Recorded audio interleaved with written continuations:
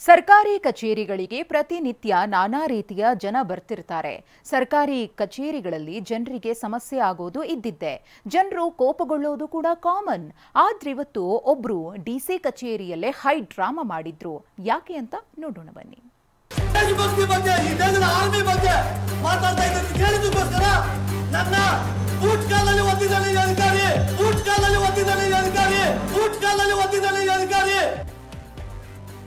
ಬೆಂಗಳೂರಿನ ಡಿಸಿ ಕಚೇರಿಯಲ್ಲಿ ವ್ಯಕ್ತಿ ಹೈ ಡ್ರಾಮಾ.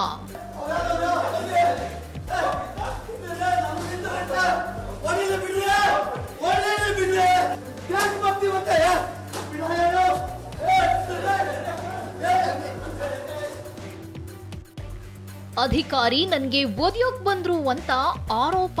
ದೇಶಭಕ್ತಿ ಬಗ್ಗೆ ಈ ದೇಶದ ಆರ್ಮಿ ಬಗ್ಗೆ ಮಾತಾಡ್ತಾ ಇದ್ದಾರೆ ಕೇಳಿದಕ್ಕೋಸ್ಕರ ನನ್ನ ಬೂಟ್ ಕಾಲಲ್ಲಿ ಒದ್ದಿದ್ದಾನೆ ಈ ಅಧಿಕಾರಿ. ಬೂಟ್ ಕಾಲಲ್ಲಿ ಒದ್ದಿದ್ದಾನೆ ಈ ಅಧಿಕಾರಿ. ಬೂಟ್ ಕಾಲಲ್ಲಿ ಒದ್ದಿದ್ದಾನೆ ಈ ಅಧಿಕಾರಿ. ಹೌದು, ಐಎಎಸ್ ಅಧಿಕಾರಿ ನನ್ನ ಒದಿಯೋಕ್ ಬಂದ್ರು ಅಂತ ಆರೋಪಿಸಿ ನೆಲದ ಮೇಲೆ ಒದ್ದಾಡ್ತಿರೋ ಇವರು ಯಾವುದೋ ಕೆಲಸದ ಕೆಜಿ ರಸ್ತೆಯಲ್ಲಿರುವ ಡಿಸಿ ಕಚೇರಿಗೆ ಬಂದಿದ್ರಂತೆ. ಜಿಲ್ಲಾಧಿಕಾರಿಗಳ ಕಚೇರಿಯ 2ನೇ ಮಹಡಿಯಲ್ಲಿ ಕೂತು ದೇಶಭಕ್ತಿಯ ವಿಡಿಯೋ ನೋಡ್ತಿದ್ರಂತೆ.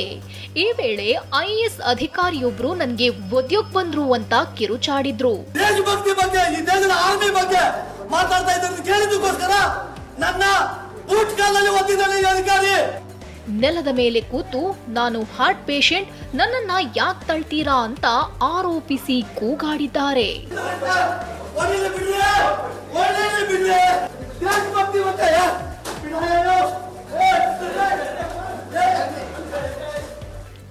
ವ್ಯಕ್ತಿಯ ಕಿರುಚಾಟದಿಂದ ಡಿಸಿ ಕಚೇರಿಯಲ್ಲಿ ಕೆಲ ಕಾಲ ಗೊಂದಲ ಸೃಷ್ಟಿಯಾಗಿತ್ತು.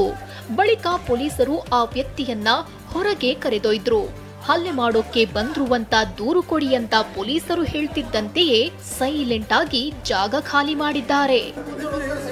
ಶಾಂತಮೂರ್ತಿ, ಟಿವಿ9 ಬೆಂಗಳೂರು.